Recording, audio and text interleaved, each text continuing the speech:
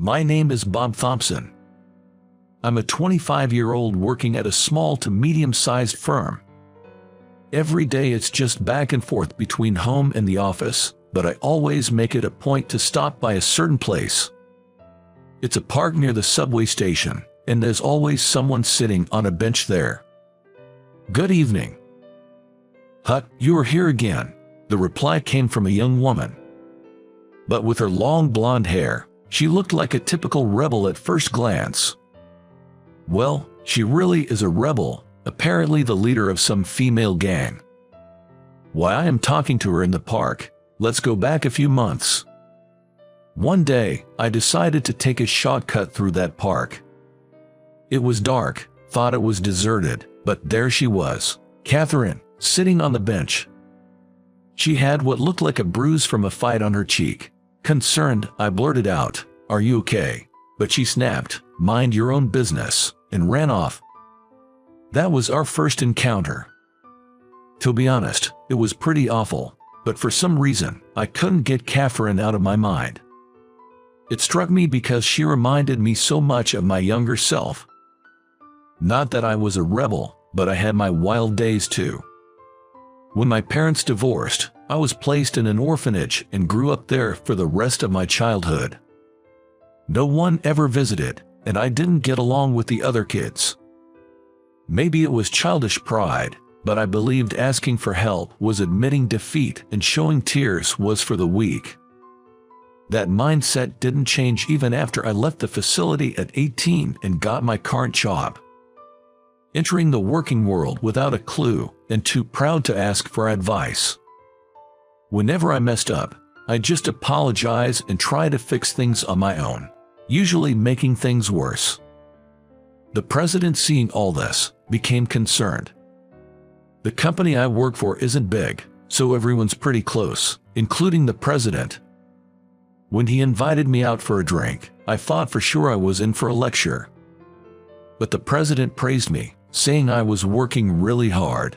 "If you don't know something, just ask those around you. If you need help, just ask for it. Relying on someone doesn't mean you're weak," he told me. He really understood how I felt. Relying on someone isn't a sign of weakness. I totally agreed with him, but at that time, it hit me like a bolt out of the blue. His words truly saved me.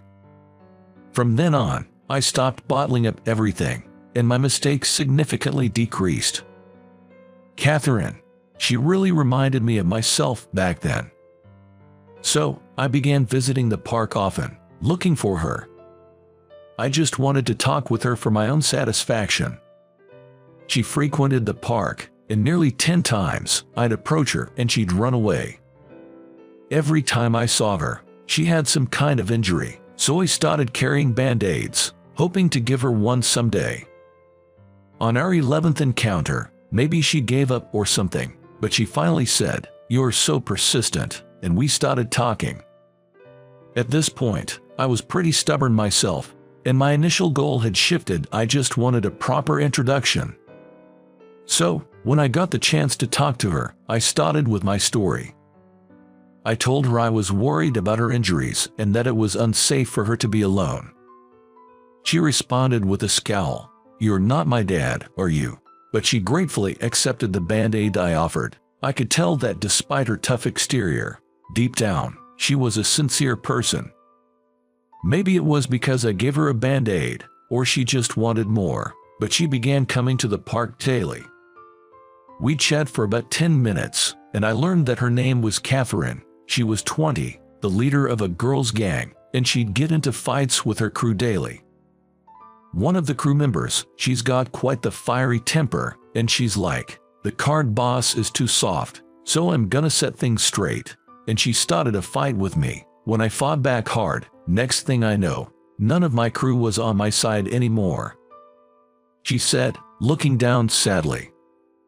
I took over as the leader of the group, trying to work for everyone's good, but seems like folks aren't too happy with the way I do things. I might get kicked out soon. At that moment, her face looked so young and full of worry. I've never been involved with gang stuff, but I do know the loneliness of being isolated in a group. but I also knew that giving advice might just earn me a "who do you think you're, my parent."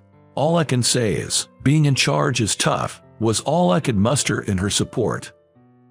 So, one day, after this routine of meeting up at the park and talking for about 10 minutes had been going on for a while, a significant incident that would change our relationship occurred. As always, I went to the park, carrying some band-aids. But when I got there, Catherine was curled up, sitting on the bench with her legs pulled up, face buried in her arms. I rushed to her side. "Catherine, what happened?" I exclaimed. When she looked up, tears were streaming down her face. Oh, Bob." The moment she saw my face, she hugged me tightly. I was taken aback, but tried to comfort her by patting her back. After a while, her crying slowed down, punctuated by occasional hiccups. On closer look, her cheek was swollen, and her injuries seemed worse than usual. Seeing my concern, she started to cry again. I lost a fight. They kicked me out. Turns out, she finally lost to that fiery member and was dethroned as the gang's boss. Over time, it seems the majority had sided with this new leader, and no one was there to support Catherine. "I don't want to be alone. I'm scared." She looked genuinely terrified. Seeing her like this, I couldn't help but blurt out, "I'm here for you. It'll be all right." It might have been a reckless thing to say, but I couldn't think of anything else to calm her down. After that, I just listened to her quietly. She talked about how she tried her best but still faced backlash from her crew, and wondered what she could have done differently. I didn't have the answers, but I guess just talking helped her calm down. Eventually, she stopped crying altogether. "Sorry, Bob. I showed you a pathetic side of me." Just because you cried or rallied on someone doesn't mean you're weak, Catherine. So, don't make that face. When I said that, Catherine's eyes widened in surprise. I realized it was the same reaction I had once. Probably, the president must have felt this way when he comforted me back then. Given that we spoke longer than usual, it was already late. She seemed calmer, but it was getting late, so I thought I should probably drive her home. Checking the time, I realized, oh no, I missed the last train. Apparently, we get so engrossed in our conversation that the last train had left. Tomorrow's an off day from work, so after dropping her off, I thought of staying over somewhere, but then Catherine dropped a bombshell. "Why don't you come over to my place?" Even if she's 20, I thought it was a bit much to go inside her house. However, Catherine said, "If you're dropping me off, it's fine, right? You won't do anything weird, will you?" I assured her I had no ill intentions. The more I would have denied it, the guiltier I might have seemed. So, I gratefully accepted her offer. She lived in a small apartment. Apparently, she used to live with her dad, but they don't get along anymore, so she lives alone now. "Thanks for having me." "Sure, come on in." And like that, I ended up in her room, which was quite unexpected in many ways. There were frilly cushions, pink curtains, and loads of cute stuffed animals. The whole room had a very lovely feel to it. "You have a cute room." "Hut, isn't everyone's room like this?" Seeing my surprised expression, Catherine too seemed taken aback. It seemed she thought her room was pretty standard. "I guess most are, but yours is on the cuter side." It wasn't meant in a bad way, but she seemed to have a reaction to the word cute and said, "Cute? I thought this was normal. Give me a break. This is my first time having someone over." Her face turned beet red with embarrassment. Seeing her like that made me wonder if maybe her regular clothes and underwear were on the cute side too, and my suspicions were confirmed. A quick glance revealed laundry with cute frilly underwear hanging out to dry. She noticed too and hastily shut the curtains. "You weren't supposed to see that." "Hey, that wasn't on purpose." With her face turning bright red, Catherine began playfully smacking me, and I had no defense. The next day, turns out, we ended up sleeping until noon. That's because, after our previous chat, Catherine suddenly wanted to watch a horse show she had come across. She was screaming out of fear, and we both were laughing and joking around. Turns out, she wanted to watch horse shows but was too scared to watch them alone. A shocking revelation. In fact, her DVR was full of unwatched horse shows she had recorded. Just one more, please. Just one more, okay. Last one, I promise. Like this, we ended up binge-watching almost 10 of the horror shows she had recorded. Even when I suggested we call it a night, Catherine was insatiable, and we continued until dawn. It's been a while since I had this much fun with someone, maybe since I left my folks' house. Waking up in the afternoon, Catherine said that with a somber tone. Feeling for her, I suggested, why not go back home for a visit? From what I heard, aside from being work-focused and often neglecting Catherine, her dad was a pretty regular guy. Catherine looked down, saying, if I go back now, he'll probably just tell me to leave. Look, I may not get the whole parent-child dilemma because I don't have parents, but maybe you should try talking to him. If he tells you to leave, then maybe it's time to really move on. But if you don't talk, you won't even give other possibilities a chance. As I was leaving, I added, you are not my family, so stop preaching me. Catherine replied with a smile as she waved goodbye. She had a look of relief on her face, and that put my mind at ease. A few days later, after work, I decided to visit the park again. However, she was nowhere to be found. But under the usual bench where she sat, there was a note, going to talk with my dad, might not be able to come here for a while. When things settle down, I'll be back. Thanks, Bob. Honestly, it wasn't safe for a young woman to be sitting in a park at night anyway, so it was probably for the best. If she can reconcile with her family, then that's great. I thought that, but I still felt a bit lonely. A month later. That day was hectic at work. Someone made an entry error, and we received a massive amount of supplies. I was being blamed for the mistake by my boss. Yes, I placed an order a set of supplies that arrived at the same time, but the bulk shipment was not my order. Yet my boss insisted, it must have been you. You're the one who always messes up and troubles everyone around here. It's true that I caused some trouble when I first joined the company, so I couldn't blame him for suspecting me. But he was clearly jumping to conclusions. No matter how much I defended myself, no one believed me. I even started thinking, maybe I should just admit to it. The issue with the order was already confirmed to be a clerical error, right? Suddenly, I heard someone's voice. I looked up to see a beautiful woman I didn't recognize. But the voice, I knew that voice. Are you, Catherine? Hey there, Bob. Long time no see. She had dyed her hair black, but it was definitely Catherine. Why was Catherine at my office? Then it clicked. A week ago, the president had mentioned his daughter would be joining as a secretary.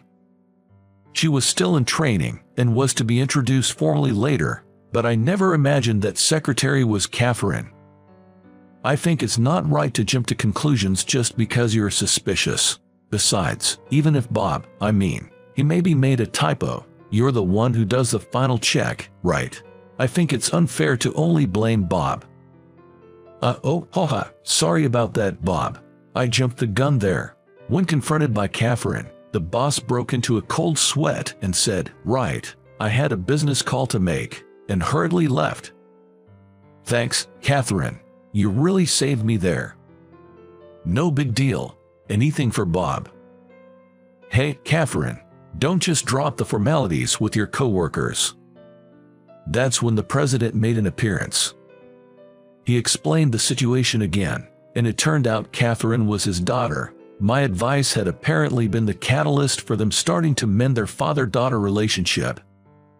Catherine's sudden departure had shocked him, but after she opened up about her feelings, it seems he was able to genuinely engage with her.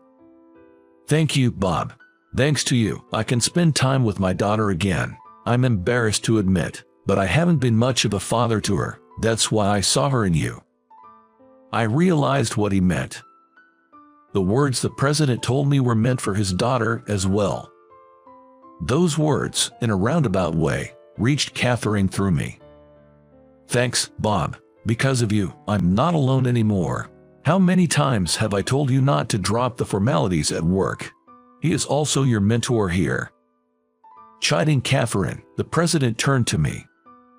"Being a mentor is quite a responsibility. I'd like Catherine to take over the company someday. After she finishes her training as my assistant, I want her to work on the floor for 6 months. I'd like you to be her mentor, Bob. Can I count on you?" Me. I wondered if I was up to the task, but the president believes that teaching others is a form of learning. And since Catherine was saying things like, "I'm counting on you, Bob," I couldn't refuse. "All right then. Looking forward to working with you, Catherine." I started hanging out with Catherine like this, but since we personally got along so well, we began going out for drinks together too. Before we knew it, we were dating and eventually got married amidst the blessings of everyone. Having become her husband, I genuinely thought I should support Catherine, who was set to become the CEO. But then, Catherine dropped a bombshell saying, "Bob should become the CEO. I'm more suited to be a secretary." Suddenly, I was the candidate for the CEO, getting all the know-how drilled into me by the current president, or should I say, my father-in-law. Honestly, it's exhausting every day, but if I can repay the man who changed my life, it's a small price to pay. The president, or rather my father-in-law, always tells me with a big smile, "I'm so glad you became my son-in-law," and he guides me rigorously. Time flies, and before I realized, 5 years had passed. Even looking back, these 5 years flew by incredibly fast. I fully embraced the role of CEO, and while I've gotten used to the work now, things are still hectic. And here's why. "Hey, James, wait for me." "Nope. Playtime." James sure loves to run around. You see, shortly after we got married, Catherine became pregnant. Now we're chasing after our lively 4-year-old son. Raising a kid sure is tough. I always admired those teachers and childcare centers who could handle several kids at once. I'm struggling with just my own son. Next time, I'm racing against Daddy. "Hold on, just a moment. Come on, Daddy, you can do it." Catherine cheers me on as I'm panting hard. Over the past 5 years, Catherine has truly become a stunning woman. Her makeup has matured, and she's known as the beautiful mom at the daycare. Now, Catherine is expecting our second child. So, in her stead, I'm going all out entertaining our son. "All right, break's over. Let's race, kiddo." "Yay, all right. I'm so happy right now." My adorable son and my beloved Catherine. And our unborn child, whom I've yet to meet. For these three, I'd do anything. Once feeling so alone in the world, my family now is everything to me. I'm determined to make them the happiest they can be. That's the goal I've set for myself in life. But first, I've got to be a playmate for the little guy right in front of me. Waving to my son, I run around the park's grassy field with him.